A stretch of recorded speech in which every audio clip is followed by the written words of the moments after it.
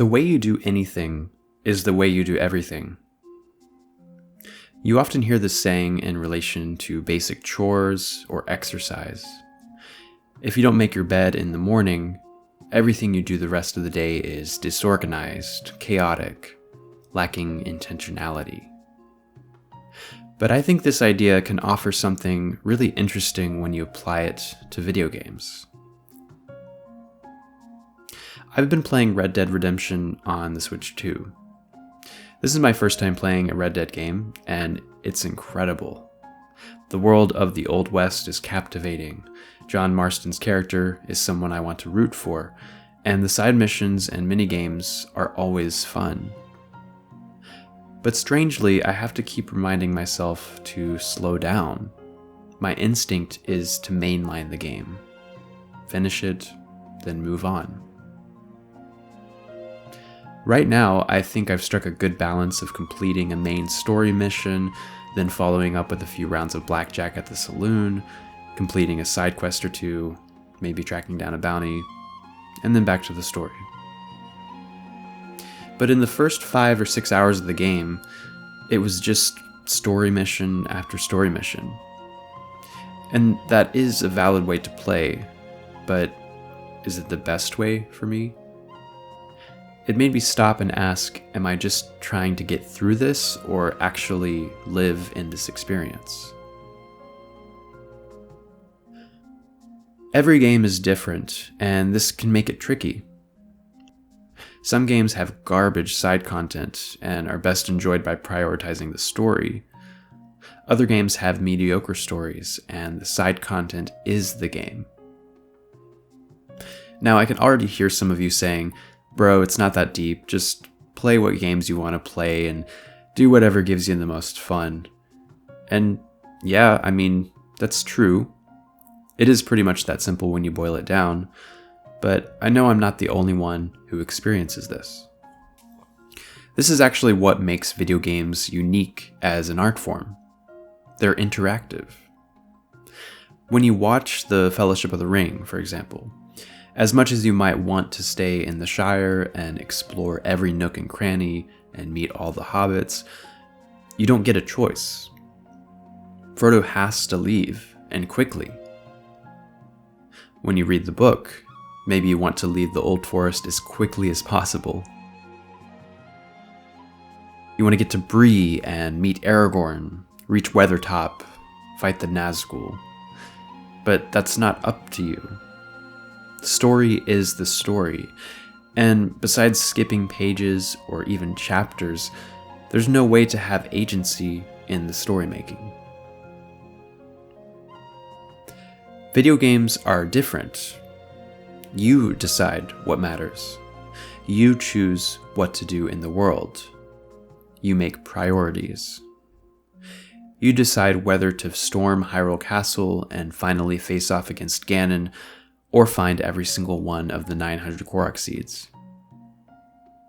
As Emily Caldwell, you decide how to deal with guards and mobs. Will you slip past them unnoticed, incapacitate those who would do you harm? Or do you murderously slice and gun your way through everyone that stands in your way? You directly influence the ending of this story based on how violently you approached the situation. I don't believe your playstyle in Dishonored really says anything about your tendencies towards violence in real life. In fact, the entire idea of video games causing violence is, in my opinion, an outdated relic of the 90s and 2000s. Really, the last time I remember this being a mainstream talking point was 2013, when GTA 5 released. And the adult content in Grand Theft Auto 5 begs the question, do you know what your kids are playing? The news media was set ablaze in moral outrage. Parents were concerned their teens would engage in criminal activity. Of course, this didn't end up happening, and like I said, I haven't really seen anything like this happen since then, although maybe GTA 6 will prove me wrong. Either way, it's a well-proven fact that video games are not to blame for the violence we see in the world around us. Similarly, while I very much enjoy playing blackjack in Yakuza or Red Dead Redemption right now, I've never even once gambled in real life. I personally don't think video games really tell us much about ourselves morally speaking. So, what, if anything, can gaming actually reveal about ourselves? Well, taking a bit of an anecdotal example with Red Dead Redemption, I'd like to think about open world games in general. These are usually huge time commitments. A good open world game will easily take me months, sometimes years, to get through. There's typically a main story, dozens if not hundreds of side quests, mini-games, character interactions, customization, etc. There's a lot that you can do in these games. Yet I sometimes find myself just gunning it for the main story, especially when the side content seems phoned in. But even in games with meaningful side quests, I find myself sometimes avoiding all of that just to follow the main path. And I think some of that comes from a mindset of checklist completion. Over the last 2 years or so, I've really been trying to complete my backlog. I have like 70 games in my backlog to count, and it's just so easy to see this as a list of chores to finish, boxes to check, experiences to get through. Which is crazy to me because every game in my backlog is there because I want to play it. So this is what I've been noticing with Red Dead Redemption. I'm having such a good time with it. It's basically flawless. I have no complaints, and it's absolutely a game that appeals to me in pretty much every way. Yet, at the same time, my brain is already somewhere else. What's next? Oh, Final Fantasy VII, an all-time classic. I need to play that. Majora's Mask, the only 3D Zelda I haven't finished. And there's The Last of Us, everyone praises the story. This kind of thinking, the grass is greener on the other side mentality, is just completely deflating to the gaming hobby. I love Red Dead Redemption. I can't say that enough. I'm enjoying it so much. But while I'm playing it, my thoughts stray away from it. It makes my time with the game less enjoyable, and even worse almost, it builds up my expectations tremendously high for that next game that I'll play. By always seeking the next mountaintop and not living in the present moment, not even fully enjoying the mountaintop I'm currently on, it just saps all the joy out of games. The way you do anything is the way you do everything.